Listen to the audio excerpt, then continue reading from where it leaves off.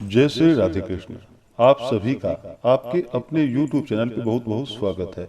आइए आज आप सुनेंगे अधिक मास पुरुषोत्तम मास महात्म्य कथा में पहले अध्याय की कथा। अधिक मास जो कि 3 वर्ष में एक बार 1 महीनों के लिए अधिक मास का यह समय होता है और इस दौरान जो कि भगवान विष्णु का पूजन करना, भगवान श्री कृष्ण का पूजन करना, गंगा नदी में स्नान करना, दान पुण्यों का कार्य करना, भगवान सूर्य नारायण का पूजन करना और भगवान सूर्य देव को अर्घ्य प्रदान करने का इसका बड़ा ही विशेष महत्व माना गया है। अधिक मास मल मास पुरुषोत्तम मास के बारे में भगवान श्री कृष्ण ने बतलाया है कि इसका फलदाता, भोक्ता और अधिष्ठाता सब कुछ मैं ही हूँ। इसी कारण से इसका नाम पुरुषोत्तम है। इस महीने में केवल ईश्वर के उद्देश्य से जो व्रत, उपवास, स्नान, दान या पूजन आदि किए जाते हैं उनका अक्षय फल होता है और व्रति के संपूर्ण अनिष्ट नष्ट हो जाते हैं। इस महीने में दान पुण्य या शरीर शोषण जो भी किया जाए उसका अक्षय फल होता है। यदि सामर्थ्य न हो तो ब्राह्मण और साधुओं की सेवा सर्वोत्तम मानी गई है। इससे तीर्थ स्नान आदि के समान फल की प्राप्ति होती है। पुण्य के कामों में व्यय करने से धन शून्य नहीं होता बल्कि बढ़ता है। जिस प्रकार अणु मात्र बीज के दान करने से वट जैसा दीर्घजीवी महान वृक्ष होता है, वैसे ही मल मास में दिया हुआ दान अधिक फल देता है। इस प्रकार से जो भी अधिक मास मल मास में दान, पूजन, स्नान आदि का कार्य करते हैं इसका अक्षय फल प्राप्त होता है। तो आइए सुनते हैं पुरुषोत्तम मास महात्म्य कथा में पहले अध्याय की कथा। तो बोलिए प्रेम से भगवान विष्णु की जय, माता लक्ष्मी की जय, भगवान श्री कृष्ण की जय, सर्वदेवी देवता की जय। कल्प वृक्ष के समान भक्त जनों के मनोरथों को पूर्ण करने वाले, वृंदावन की शोभा के अधिपति, अलौकिक कार्यों द्वारा समस्त लोक को चकित करने वाले वृंदावन बिहारी पुरुषोत्तम भगवान को नमस्कार करता हूँ। नारायण, नर नरोत्तम तथा देवी सरस्वती और श्री व्यास जी को नमस्कार कर जय की इच्छा करता हूँ। तो बोलिए प्रेम से भगवान विष्णु की जय। यज्ञ करने की इच्छा से परम पवित्र नैमिषारण्य में आगे कहे गए बहुत से मुनि आए, जैसे असित, देवल, पैल, सुमंतु, पिप्पलायन, सुमति, कश्यप, जाबाली, भृगु, अंगिरा, वामदेव, सुतीक्षण, सरभंग, पर्वत, आपस्तंभ, मांडव्य, अगस्त, कात्यायन, रथितर, ऋभु, कपिल, रैभ्य, गौतम, मुद्गल, कौशिक, गालव, क्रतु, अत्रि, बब्रु, त्रित, शक्ति, बधु, बौधायन, वसु, कौंडिन्य, पृथु, हारीत, धुर्म, शंकु, संकृति, शनि, विभांडक, पंग, गर्ग, काणाद, यमदग्नि, भारद्वाज, धूमप, मौन भार्गव, कर्कश, शौनक तथा महातपस्वी शतानंद,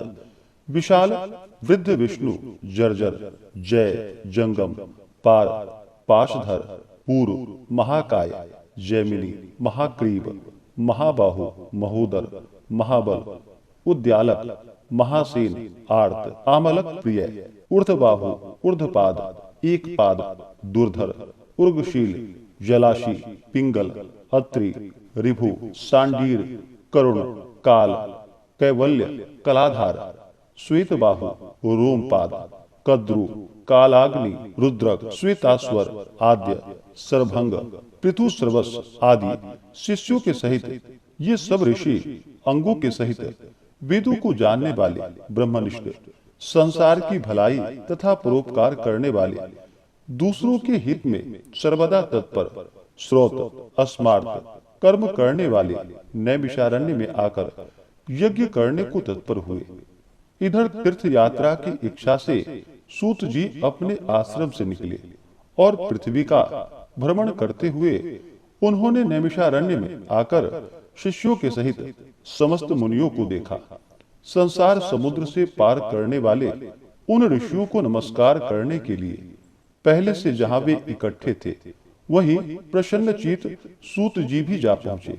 इसके अनंतर पेड़ की लाख छाल को धारण करने वाले प्रसन्न मुख, शांत, परमार्थ, विशारद, समग्र गुणों से युक्त, संपूर्ण आनंदों से परिपूर्ण, उधर्व पुंडधारी, राम नाम मुद्रा से युक्त, गोपी चंदन मृतिका से दिव्य, शंख चक्र का छाप लगाए, तुलसी की माला से शोभित, जटा मुकुट से भूषित, समस्त आपत्तियों से रक्षा करने वाले, अलौकिक चमत्कार को दिखाने वाले, भगवान के परम मंत्र को जपते हुए समस्त शास्त्रों के सार को जानने वाले, संपूर्ण प्राणियों के हित में संलग्न, जितेंद्रिय तथा क्रोध को जीते हुए जीवन मुक्त जगत गुरु श्री व्यास जी की तरह और उन्हीं की तरह निष्प्रिय आदि गुणों से युक्त, उनको देख उन नैमिषारण्य में रहने वाले समस्त महर्षिगण सहसा उठकर खड़े हुए,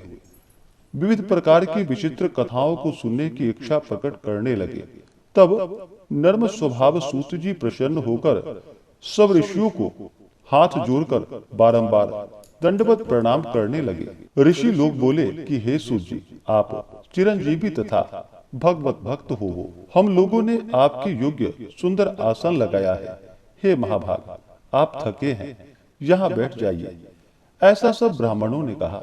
इस प्रकार बैठने के लिए कहकर जब सब तपस्वी और समस्त जनता बैठ गई, तब विनय पूर्वक तपोवृद्ध समस्त मुनियों से बैठने की अनुमति लेकर प्रसन्न होकर आसन पर सूत जी बैठ गए। तदंतर सूत जी को सुखपूर्वक बैठे हुए और श्रम रहित देखकर पुण्य कथाओं को सुनने की इच्छा वाले समस्त ऋषि यह बोले कि हे सूत जी, हे महाभाग, आप भाग्यवान हैं। भगवान व्यास के वचनों के हार्दिक अभिप्राय को गुरु की कृपा से आप जानते हैं। क्या आप सुखी तो हैं? आज बहुत दिनों के बाद कैसे इस वन में पधारे?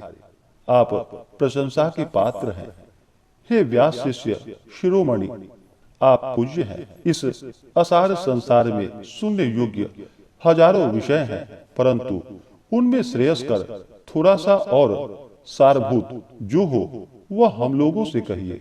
हे महाभाग, संसार समुद्र में डूबते हुए को पार करने वाला तथा शुभ फल देने वाला आपके मन में निश्चित विषय जो हो वही हम लोगों से कहिए। हे अज्ञान रूप अंधकार से अंधे हुए को ज्ञान रूप चक्षु देने वाले, भगवान के लीला रूपी रस से युक्त परमानंद का कारण, संसार रूपी रोग को दूर करने में रसायन के समान जो कथा का सार है वह शीघ्र ही कहिए।